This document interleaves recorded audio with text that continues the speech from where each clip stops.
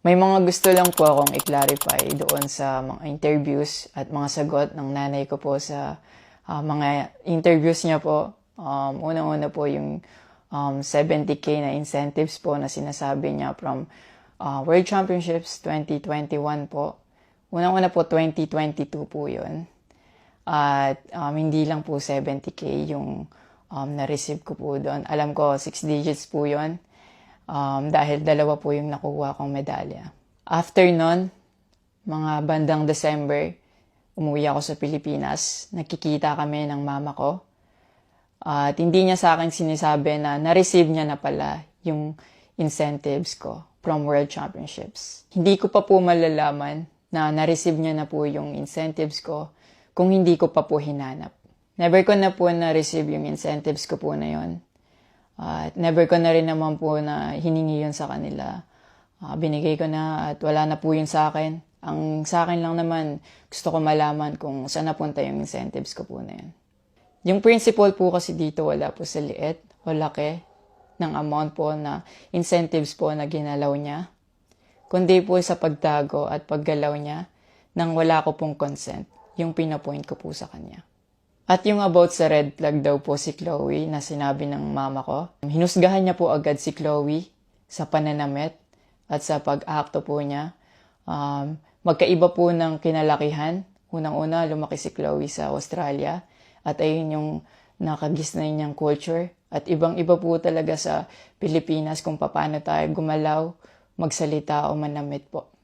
At yung about po sa yung mauubos po yung anak ko, nasabi po ng mama ko. Unang-una po si Chloe po may sarili po siyang income. Lahat po ng nakikita niyong gamit o yung pag-travel niya kung saan-saan po. Galing po yun sa pinagpaguran niya po. At bakit naman po ako mauubos? Gaya nga po ng sinabi ko, si Chloe po may sarili po siyang income. And lahat po ng bank account ko po nasa mama ko po. At may mga instances po talaga na si Chloe po yung sumasagot sa akin that time po. Bukod sa incentives po, nasa kanya din kasi yung bank account ko sa monthly allowances sa pag-gymnastics ko. And nung nakuha ko na yung bank account ko po na yun, doon ko po nalaman na inuubos niya po yung laman nun. And nasa akin po yung mga bank statement ng withdrawal po na ginagawa niya po. Sabi niya po nagsimula daw yung hindi namin pagkakaintindihan dahil kay Chloe daw po. Opo, totoo po yun. Dahil ever since unang-una pa lang, ayaw niya na kay Chloe kahit hindi niya pa po nakikita or nakikilala in person. And mas nagkalabuan po kami nung naglagay po ako ng boundaries sa relationship ko. Kasi pinaglaban ko po si Chloe dahil gusto ko po siya. Yung about sa training camp na kinikwento niya na si Chloe dapat wala na daw doon, sabi ng former coach ko pagdating nung dalawang magte-training camp doon. Usually, kapag magte-training camp kami, palaging naka-hotel. And miscommunicated yon na doon pala sila sa akin na mag-i-stay. Hindi rin totoo na pagpunta nila doon, nung dalawang bata, dapat wala na si Chloe kasi sabay-sabay silang pumunta doon. Actually, nagulat pa yung former coach ko kasi nandun si Chloe. Minelcome naman namin sila talaga.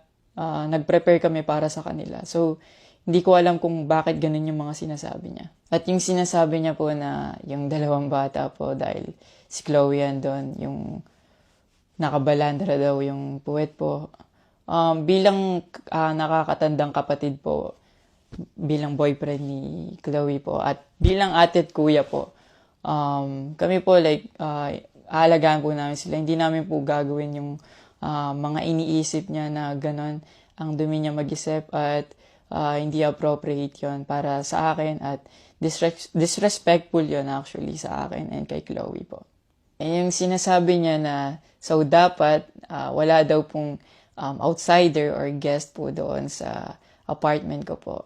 Di din po yung totoo kasi wala naman pong naka-indicate or nakalagay sa contract na bawal yung guest or outsider sa loob po ng apartment po. And actually, invited po si Chloe ng former coach ko from Japan nung SEA Games pa lang po sa Vietnam. So, sinabihan kami na invite mo na lang si Chloe sa Japan and doon kayo mag-hangout. Sabi niya pa na feeling niya daw nilalayo ako ni Chloe sa kanila. Unang-una po yun, months before nun, kasi uuwi ako parang 3 days yun.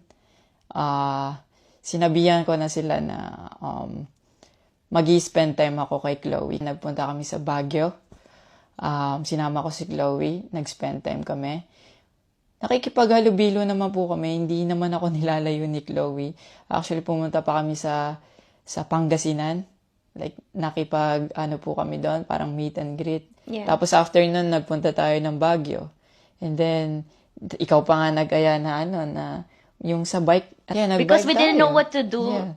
after nung kumain. Because they were like, oh, what do we do? I was like, oh, let's go sa Burnham Park. Yeah. So that we can take the little kids to go biking. Yeah. So I'll just attach a screenshot of me saying sorry at that time if they felt left out when we were all hanging out sa Baguio. So you guys can just pause and read.